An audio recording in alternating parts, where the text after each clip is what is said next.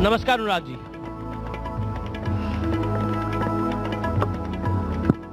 देखिए, इस सेशन का नाम है अच्छे दिन आ चुके हैं।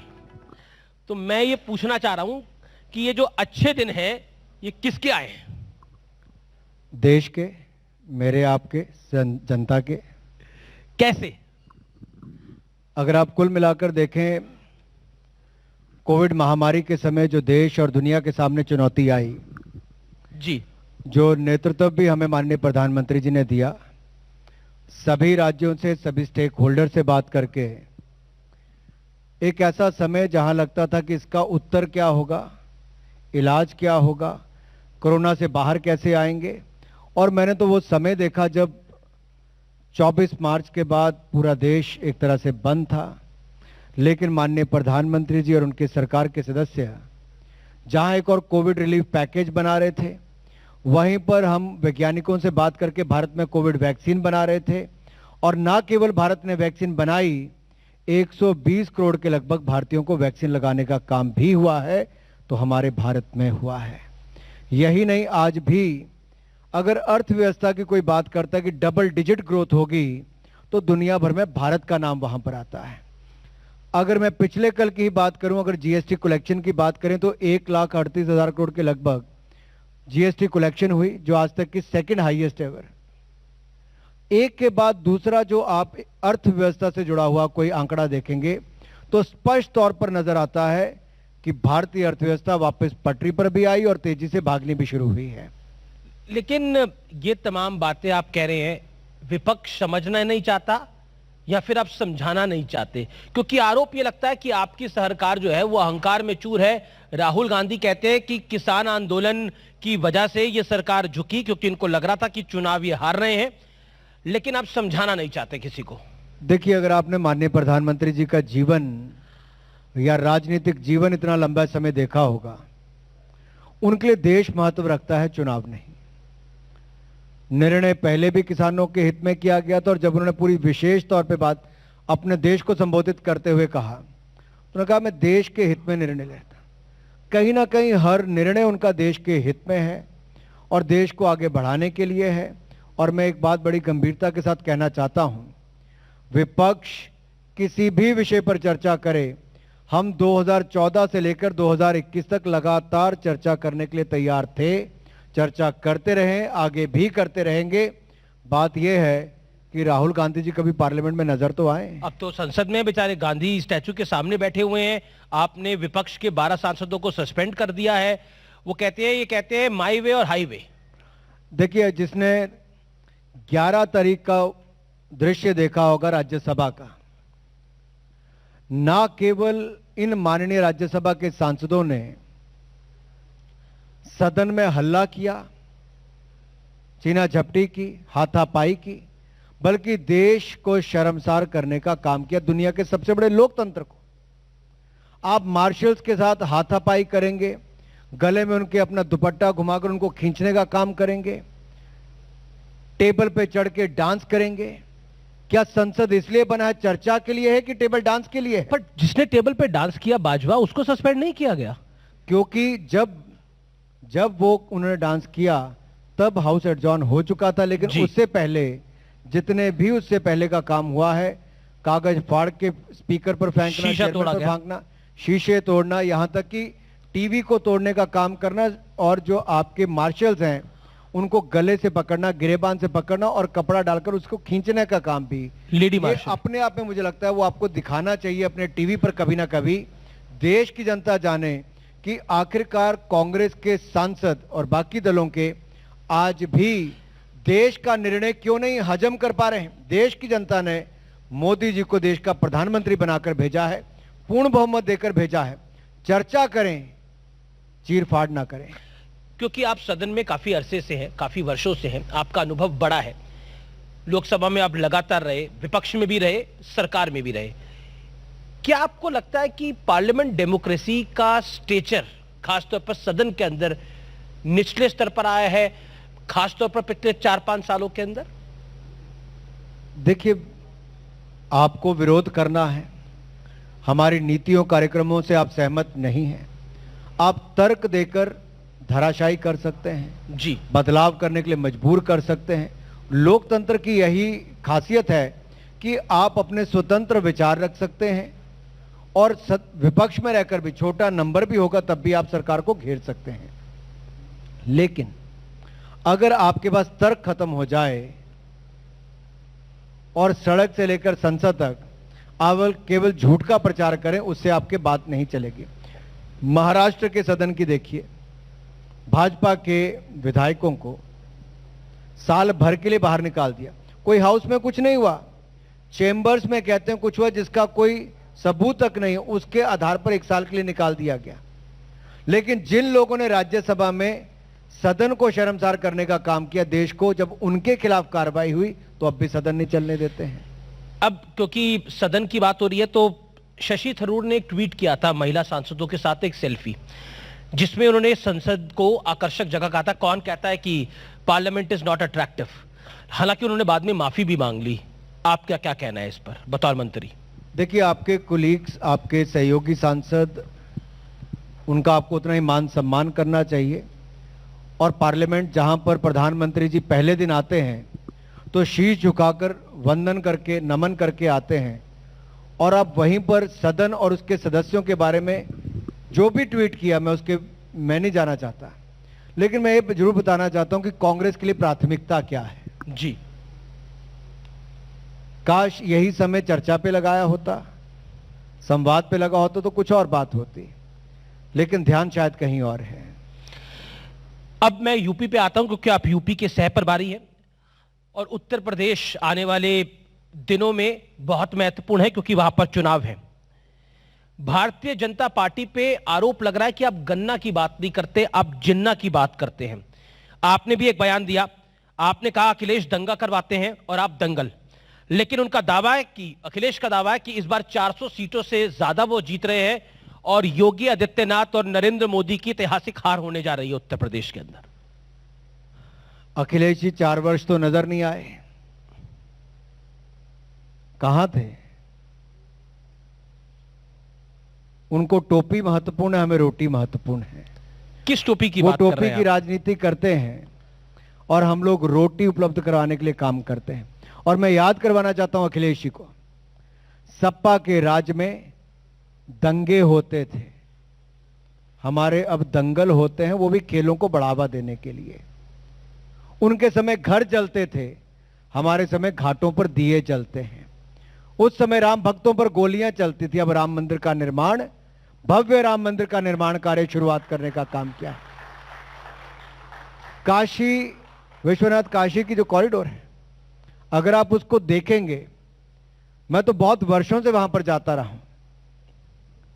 शायद ही अमीर जी, मैंने और आपने अपने कभी जीवन में ये किया होगा। मैं 1991 में पहली बार फैजाबाद गया, 93-94 में दूसरी बार गया, और अब जब जाता हूं अयोध्या या फिर काशी, तो देखने में लगता है कि सही मायने में शायद इसी पल का इंतजार ना केवल उत्तर प्रदेश को बल्कि देश की जनता को था, और वो हमने करके दिया है। टोपी से बहुत दिक्कत है भारतीय जनता पार्टी वालों को, योगी जी को भी दिक्कत है, अनुराग जी को भी दिक्कत है, टोपी से बहुत दिक्कत है। ऐसा क्यों? टोपी पसंद नहीं है? टोपी से भी थोड़ा आगे बढ़ जाते हैं। मैंने तो कहा उनको टोपी महत्वपूर्ण है, हमें रोटी महत्वपूर्ण है। हम गरीब के लिए काम करते। उनके समय जब दंगे होते थे तब ईज ऑफ डूइंग बिजनेस का भी स्थान उत्तर प्रदेश का 14वें या 17वें नंबर पर था। अब सुरक्षा का वातावरण बना है तो Uttar Pradesh ease of doing business में भी दूसरे नंबर पर है, और अर्थव्यवस्था में भी उत्तर प्रदेश दूसरे नंबर पर आकर खड़ा हुआ है। इसका मतलब सुरक्षित उत्तर प्रदेश, संपन्न और समृद्ध उत्तर प्रदेश। सुरक्षा ही कहीं ना कहीं आपको उस मुकाम तक लेकर जाती है। व्यापारी पहले गोली खाते थे, अब गोली मारने वाले, उनको चिंता होती है मुख्तार अंसारी हो या अतीक अहमद हो, ये बड़े बड़े जो लोग थे जो अपनी बंदूकों के काफिले को लेकर चलते थे, उनके खिलाफ भी कड़ी कार्रवाई करने का दम रखा तो योगी आदित्यनाथ ने रखा है। आप और यही नहीं, मेरा एक अगला ऐसे 25 माफियों के खिलाफ, लेकिन अनुराग ऐसे 25 माफियों के 11 अरब की संपत्ति भी जब्त की, 22,000 से ज्यादा ऐसे लोगों के खिलाफ कार्रवाई की। और दंगइयों को, मैं इसलिए कहना चाहता हूं कि करेना का आप याद कीजिए, जी, पलायन वहां से करने पर मजबूर करना पड़ता था। मैं वही कह रहा हूं, आप रोटी की बात कर रहे हैं लेकिन आप कैराना की भी बात करते हैं। अमित शाह ने भी जाके, गृह मंत्री जी ने भी कैराना की बात करी, योगी आदित्यनाथ जिन्ना की बात करते हैं, डिप्टी सीएम केशव मौर्य कहते हैं देखिए काशी में भव्य मंदिर बन रहा है, रामलला का भव्य मंदिर बन रहा है, अब मथुरा की बारी है। फिर जवाब में सपा के सांसद शफीकुर रहमान बर्क अगर कहते हैं कि मुसलमानों को डराने की कोशिश हो रही है, किसानों की तरह मुसलमान को भी सड़क पे उत्तर प्रदेश में निकल के आना पड़ेगा अगर इसी तरह का ये खेल चलेगा तो फिर आप पे आरोप लगता है कि आप पोलराइज कर रहे हैं। देखिए, पहली बात मैं कहूं कि मोदी सरकार या योगी सरकार, जी, सबका साथ, सबका विकास, सबका विश्वास, पर ये बयान, सबका प्रयास, इसके साथ ही आगे बढ़ी है। आप पिछले 7 वर्ष के उदाहरण उठाकर देखिए, उज्ज्वला गैस योजना हो, प्रधानमंत्री आवास योजना हो, रसोई गैस का सिलेंडर हो, शौचालय की बात हो, जनधन खाते हो, सबसे ज्यादा लाभ किसी को मिला है तो मेरे मुसलमान भाई और बहनों को मिला है। कांग्रेस इनके नाम पर राजनीति करती रही है। हमने कभी ये नहीं कहा कि इसको मत दो, उसको दो, इसको दो, उसको मत दो। हमने सबके लिए योजना लेकर आए, और मोदी सरकार जब गुजरात में थी तब भी, केंद्र में है तब भी, और योगी सरकार ने इस केंद्र की योजनाओं को धरातल पर लागू किया है। अखिलेश जी की सरकार थी तब ये केंद्र की योजनाओं को धरातल पर लागू करने में पीछे रह जाती थी। मैं बयानबाजी की बात कर रहा हूं। बयानबाजी जो होती है, जो स्टेटमेंट होती है, दैट पोलराइज। क्या आपको लगता नहीं है केशव मौर्य की जो स्टेटमेंट थी ये एक पोलराइजिंग स्टेटमेंट है, जिसके अंदर रैंडमली उन्होंने सुबह ट्वीट कर दिया और कहा कि देखिए रामलला का भव्य मंदिर बन रहा है अयोध्या में, काशी में भी भव्य मंदिर बन रहा है, अब मथुरा की बारी है। तो ये चिढ़ाने की कोशिश है, ये सपा सांसद का आरोप है। सबसे बड़ा दुर्भाग्य तो ये है जी कि अमीर जी, आप जैसे मेरे मित्रों को ये नजर नहीं आता कि अखिलेश यादव जी हो, बहन मायावती जी हो, या फिर राहुल जी तो अब नजर नहीं आते, शायद प्रियंका जी यूपी जा रही हैं, जी जी, वो कहीं कहीं नजर आती हैं। तो ये सब लोग प्रयास करते हैं कि मुस्लिम वोट के लिए उस तरह से करें, तुष्टिकरण की राजनीति करने का काम करते हैं। हमने वो नहीं किया है। हम तो सबका साथ, सबका विकास की ही बात कर रहे हैं। कहां पे रोक लगाई है? किसी एक योजना में आप ये नहीं कह सकते कि हमने इस व्यक्ति के लिए किया है। बहुत सारी सरकारों का मैं आपको देश में उदाहरण बता सकता हूं, जहां पर महीने के पैसे भी वो इमाम को देते हैं, किसी और को देते हैं, उस तरह से योजनाएं लेकर आते हैं। हम वो काम नहीं करते हैं। हमारा काम है विकास करवाना, विकास करवाना और विकास करवाना। और इसीलिए उत्तर प्रदेश विकास की राह पर आज देश की दूसरे नंबर की अर्थव्यवस्था बनकर खड़ा हुआ। आप कहते हैं कि आप विकास की बात करते हैं और जो दूसरे दल है वो तुष्टीकरण की बात करते हैं, लेकिन बीजेपी के नेता रैलियों में स्टेटमेंट देते हैं कि अगर योगी आ रहा तो प्रदेश का हिंदू हार जाएगा, तो फिर उस लाइन को कैसे देखा जाएगा? देखिए, मैं एक बात बड़ी स्पष्ट करना चाहता हूं। व्यापारी हो, कर्मचारी हो, महिला हो, मजदूर हो, नौजवान हो, किसान हो, जवान हो, जी, हर कोई अपने आप को सुरक्षित महसूस करता है जब एक ऐसा काबिल व्यक्ति कुर्सी पर होता है जो दंगइयों के खिलाफ भी कार्रवाई करता है, मुकदमे दर्ज करता है, जेलों में भी डालता है, और एक ऐसा वातावरण खड़ा करता है कि आज उत्तर प्रदेश में रात के 12-1 बजे भी कोई बेटी सड़क पर चल सकती है, अपनी स्कूटी से भी चल सकती है, अपनी साइकिल से भी चल सकती है, तो योगी आदित्यनाथ की सरकार के काम पे चल सकती है। चलिए अब थोड़े अर्थमेटिक की बात कर लेते हैं। हालांकि भारतीय जनता पार्टी का काफी समय से स्टांस है कि आप जो एनालिसिस करते हैं वो एक फॉर्मूला होता है, और ये जो फॉर्मूले होते हैं ये केमिस्ट्री के फॉर्मूले होते हैं, तो एक्सप्लोजन भी हो जाता है। लेकिन एक सवाल, क्योंकि अखिलेश यादव का वोट बैंक यानी समाजवादी पार्टी का वोट बैंक मुलायम सिंह यादव जी के समय से MY समीकरण है, मायावती का DM समीकरण है, दलित मुसलमान समीकरण, ब्राह्मण का वोट पड़ा तो मायावती की सरकार आ गई, ब्राह्मण और ठाकुर का वोट थोड़ा शिफ्ट हुआ तो अखिलेश यादव की सरकार आ गई। लेकिन इस बार माना जा रहा है कि अखिलेश यादव को ब्राह्मण वोट मिल सकता है। अनुराग ठाकुर, जवाब। 2014 हो, 2017 हो, 2019 हो, तीनों का ही अगर आप आंकलन करके देखेंगे तो लोगों ने जाति धर्म इससे ऊपर उठकर वोट किया है। वोट किया है प्रदेश को बचाने के लिए, प्रदेश को आगे बढ़ाने के लिए। लोगों ने वोट किया है कि ईमानदार सरकार चुनने के लिए, एक दमदार नेता को प्रदेश का मुख्यमंत्री बनाने के लिए। आज 5 वर्षों के बाद मैं चौपाल में न्यूज इंडिया की इस चौपाल में मैं कह सकता हूं, अगर सोच ईमानदार और काम दमदार किसी ने करके दिखाया है तो योगी आदित्यनाथ ने करके दिखाया है।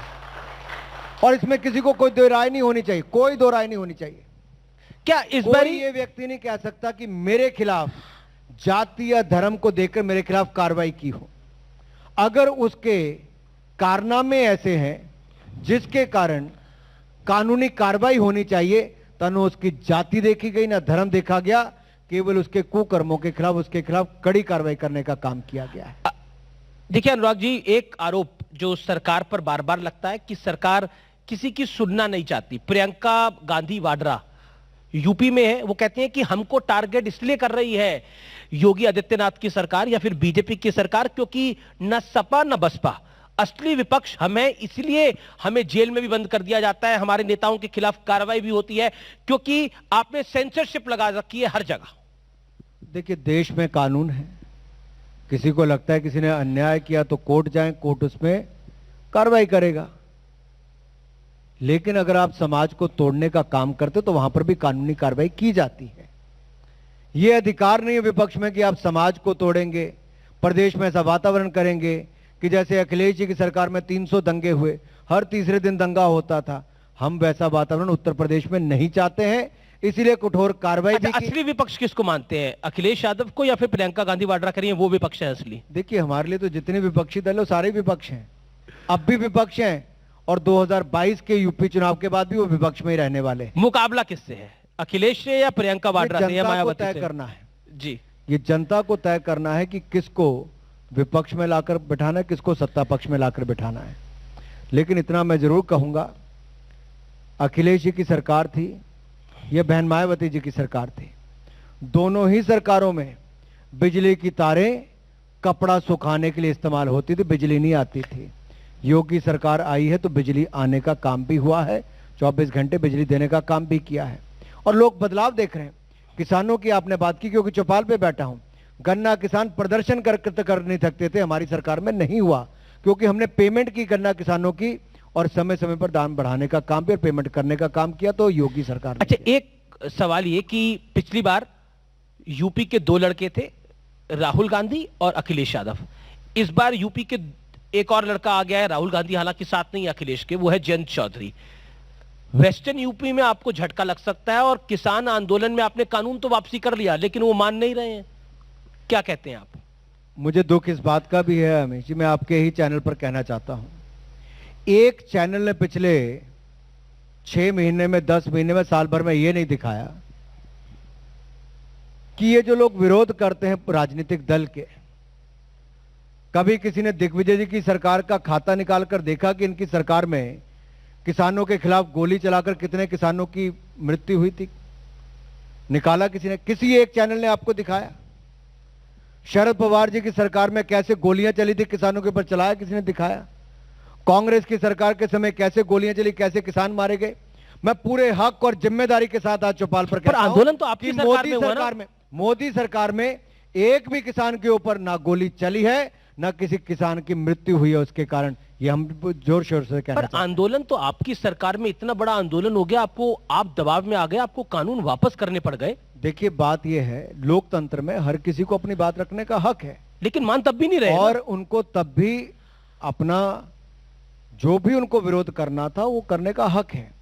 सरकार का काम है चर्चा करके उसके ऊपर निर्णय करना। हमने 11 राउंड चर्चा की किसान नेताओं के साथ, सबको बुलाया, खुले मन के साथ बात रखी, समझाने का प्रयास किया, नहीं समझे जी तो हमने देश हित में निर्णय किया है। पर सरकार ने अपनी भूमिका किसानों के हित में अच्छे कानून लाने की पूरे देश भर के किसान उससे खुश थे। अगर एक राज्य में या 1.5 राज्य में आप कह लें कि कुछ किसानों को दिक्कत थी, तो फिर तो सीए वालों को लगेगा कि हम भी शाहीन बाग जाम कर लेंगे, हम सीए भी वापस हो जाना चाहिए। 370 में महबूबा मुफ्ती और फारूक अब्दुल्ला, उमर अब्दुल्ला सड़कें दिल्ली की जाम कर देंगे, उनको लगेगा 370 भी वापस हो जानी चाहिए। क्या करिएगा? ऐसा होता नहीं है और ऐसा होगा भी नहीं। 370-35 से सदा के लिए जम्मू कश्मीर से जा चुका है। जम्मू कश्मीर भारत का अभिन्न अंग है और रहेगा, इस बात का मैं आपको विश्वास दिलाना चाहता हूं। जी, और ये भी कहना चाहता हूं, ये जो छटपटाहट आपको अभी देखने को मिलती है कि कोई बीच बीच में एक घटना होती कि किसी को कोने में ले जाके मार देते हैं, पीछे चिपके मारते हैं, ये बौखलाहट है उन लोगों की जो जम्मू कश्मीर में शांति को नहीं देख पा रहे, जो जम्मू कश्मीर का विकास होता हुआ नहीं देख पा रहे, जो ये नहीं देख पा रहे कि आखिरकार जम्मू कश्मीर के लोगों ने स्वागत किया है एक तरह से कि यहां पर 370-35 से जाने के बाद यहां पे बल मिला। कश्मीर की बात करते हैं, मैं आपको फ्लैशबैक में लेके चलना चाहता हूं। आप युवा मोर्चा के राष्ट्रीय अध्यक्ष थे और आपने तिरंगा यात्रा निकाली थी जिसमें स्वर्गीय अरुण जेटली जी और स्वर्गीय सुषमा जी भी शामिल हुए थे, आई स्टिल रिमेंबर। और वहां पर एक नारा लगता था, जहां हुए कुर्बान मुखर्जी वो कश्मीर हमारा है, जो कश्मीर हमारा है वो सारे का सारा है। तो 370 हट गया क्या? इसके आगे एक और भी था जी, दूध मांगोगे तो खीर देंगे, कश्मीर मांगोगे तो चीर देंगे। नहीं पर तो ये भी आता था, और इसलिए आता था अमीश जी, ये क्यों हुआ? तो पीओके पे मेरा सवाल है। 2010 में मैं सांसद भी था जी। कश्मीर में पथराव की घटनाएं थी, 2500 के लगभग सैनिक घायल हो गए, संसद में कोई चर्चा ही नहीं होती थी, बोलने नहीं दिया जाता था। मैंने सभी सांसदों से बात की कि हमारे सैनिक घायल हो रहे हैं, हमारे लोग मर रहे हैं जी, आखिरकार क्यों? और यूपीए की सरकार कश्मीर को ज्यादा स्वायत्तता देने की बात करती थी जी। एएफएसपीए को वापस, armed forces special protection act, इसको वापस करने की बात करती थी। हमारे फौजियों के ऊपर, सेना के ऊपर मुकदमे करने की बात होती थी। मैंने उसके खिलाफ प्रदर्शन किया। पहले इंडिया फर्स्ट प्रोग्राम चलाया पूरे देश भर में, फिर कलकत्ता से कश्मीर की यात्रा की, डॉक्टर श्यामा प्रसाद मुखर्जी के जन्मस्थली से उनकी बलिदान स्थली लाल चौक पे जगह हमने तिरंगा फहराना था। तो उससे पहले फारूक अब्दुल्ला जी के बेटे उमर अब्दुल्ला जी की सरकार में वहां पर पूरा रोक लगा दी गई, अंदर घुसने नहीं दिया गया। लेकिन हम तब भी गए, हमारे युवाओं ने तिरंगा भी फहराया, और जो हमने संकल्प तब लिया था मोदी सरकार में कर दिखाया 2019 में, 370-35 से सदा सदा के लिए बाहर कर दिया गया है। पीओके पर आपका क्या कहना है? पीओके पर आपका क्या कहना है? पीओके पर, पाक ऑक्युपाइड कश्मीर पर केवल अनुराग ठाकुर या अमीश देवगन जी का नहीं, पूरे देश का भी मानना, और पार्लियामेंट के दोनों हाउसेज ने ये यूनानिमसली रेजोल्यूशन पास किया है कि पाक ऑक्युपाइड कश्मीर भारत का ही हिस्सा है और भारत का हिस्सा ही पूरा बनकर रहेगा। जी, क्योंकि बिल्कुल आखिरी क्षण है और मैं ये बड़ा और उस पर नाजायज कब्जा पाकिस्तान ने किया हुआ है। भारत और पाकिस्तान का एक क्रिकेट मैच हुआ जिसमें ग्राउंड पे नमाज पढ़ी गई और उसके बाद वहां के मंत्री ने बोला ये इस्लाम की जीत है। आप खेल मंत्री भी हैं, क्या कहना चाहते हैं इस विषय पर? दुर्भाग्यपूर्ण है, क्योंकि खेल, अगर मैं अपने देश में देखता हूं, जब मैं खुद भी खेलता था या बीसीसीआई का अध्यक्ष रहा, हम कभी ये नहीं देखते किस जाति धर्म से किसको सिलेक्ट किया गया जी। और जब टीम में भी 15 खिलाड़ी आते हैं, वो कभी ये नहीं देखते कि वो किस जाति धर्म किस इलाके से आया है। पर हिंदुस्तान में भी पटाखे चले कई जगह। वो सब एक टीम के रूप में खेलते हैं जी। और कुछ लोग अगर देश में इसको धर्म के नाम पर बांटने की बात करते हैं, पाकिस्तान का समर्थन करते हैं, तो उनके खिलाफ कड़ी कार्रवाई हुई है और आगे भी होनी चाहिए। ये मानसिकता यहां पर नहीं पनपनी चाहिए। यूपी पर मेरा एक आपसे सवाल रहेगा, आरएलडी और अखिलेश का अलायंस कितना खतरनाक है आप लोगों के लिए? 2017-2019 दो चुनाव ऐसे हुए जी जब महागठबंधन बना। हर राजनीतिक दल उत्तर प्रदेश से लेकर देश भर में बहुत सारे स्थानों पर सभी पार्टियां इकट्ठी हो गई मोदी जी को रोकने के लिए। जब सारी, पर या तो कहते हैं जाट मुसलमान एक हो जाएगा तो साफ हो जाएगी भाजपा।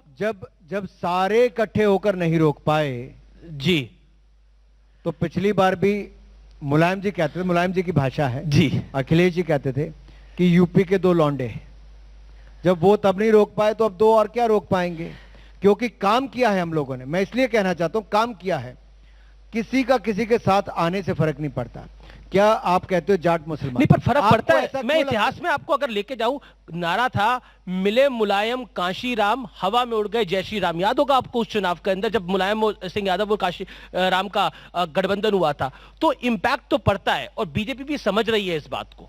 मैं आपको बड़ा स्पष्ट कर दूं जी, आप पश्चिम उत्तर प्रदेश के, पिछली बार भी आप लोगों ने कहा था जी कि पहले चरण में चुनाव हो रहा है, बीजेपी को हार होगी, ये होगा वो होगा। और पहला फेस होने के बाद भी जब नतीजे आने शुरू हुए तो सब लोग धराशायी हुए, क्योंकि भारतीय जनता पार्टी ही वहां पर जीती थी और अगली बार भी भारतीय जनता पार्टी ही पश्चिम उत्तर प्रदेश से लेकर पूरे उत्तर प्रदेश में जीतेगी, क्योंकि जनता ने ईमानदारी के साथ काम करते योगी आदित्यनाथ जी को देखा है। और मोदी जी ने जिस तरह से उत्तर प्रदेश का विकास किया, जी, एक के बाद दूसरा एयरपोर्ट बनाना, जी एक सर, के बाद दूसरा सुपर हाईवे बनाना, गरीबों को पक्के मकान, शौचालय से बिजली से लेकर अन्य योजना के माध्यम से 15 महीनों तक मुफ्त में गेहूं चावल देने का काम किया, तो मोदी और योगी सरकार ने किया है। एक सवाल मैं जरूर पूछूंगा आपसे, क्योंकि आप आईएनबी मिनिस्टर है। एक आप लोगों पे आरोप लगता है आप सेंसरशिप बड़ी लगा देते हैं, दूसरा आप पे आरोप लगाता है विपक्ष, दूसरा टीआरपी कब आ रही है?